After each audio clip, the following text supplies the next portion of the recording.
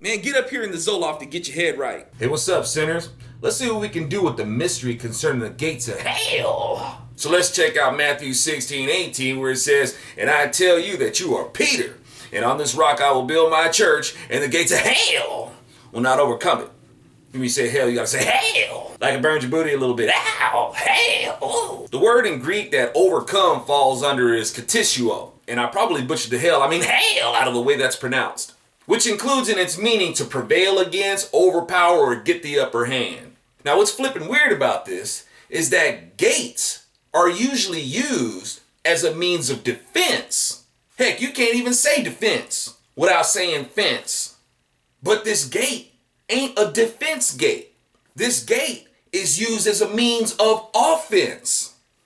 Like this gate would be taken off its hinges or something and used to beat people upside the head with. Or maybe like a drawbridge that's lowered on people like a big fly swatter or like a big shoe just stomping on folks. But even in that would still mean that the people came to this gate to be attacked by this gate. But dig it, y'all. The way this gate is spoken of is that this gate is a conquering gate. The entities dwelling behind the gates of hell are not the conquering agents. The gates of hell themselves are the conquering agents. How does this make sense, though? Well, upon reading what the Lord tells us in Matthew 7:13 and considering the behavior of people who think they can get into heaven any old way they want to, I understood what the gates of hell are and what their prevailing attributes are supposed to be. The force of the gates of hell that is meant to overpower the church is the appeal of the gates of hell. That is its power. Wide is the road and the gate that leads to destruction when people believe that they can design and customize their own way into salvation. You hear it all the time. Jesus can't be the only way into heaven. In effect, calling Jesus a liar when he flat out tells you that he's the only way. The wide road that you want to travel, trying different lanes and different ways, ain't gonna do it. You don't tell God how you're gonna get into his kingdom. He tells you. It's his kingdom. Jesus tells you that he is the way. He is that narrow path. He is that narrow road. Jesus tells you that nobody comes to the Father but by him. He is the narrow gate. The wide gate is a gate of lies. And people are so easily seduced by lies. That is the power of appeal of the gate.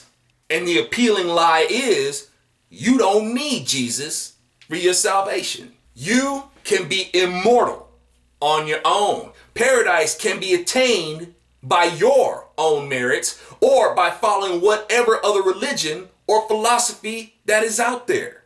That is the power of the appeal of the gates of hell. The power of these gates is the deception that invites people in to believe that Jesus is not the way, the truth, and the life.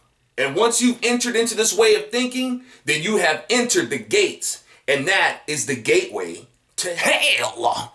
But if you are in Christ and of his church, and you keep your faith in him until death, then the power of the gates of hell will not prevail against you.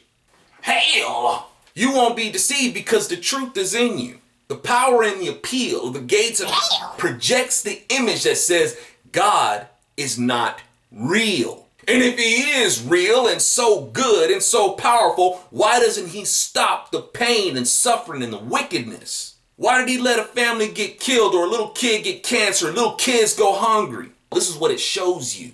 And when the deception of the gates of hell enter you, then you will have entered the gates of hell. That's a weird little dance, ain't it? But for those who hold fast to Christ and who are of his church, we can't be suckered by the gate's power and overcome by it when we have the scriptures telling us who Jesus is. So y'all, I hope this observation of the gates of hell resonated with you. And thank you so much for coming to get your refill from the Zoloft. And if you dig our sessions and want to support, I hope you'll visit my website, AlfonZoRachel.com, so I can keep the supply coming. Or maybe like a drawbridge that's lowered on people like a big fly swatter or like a big shoe just stomping on folks.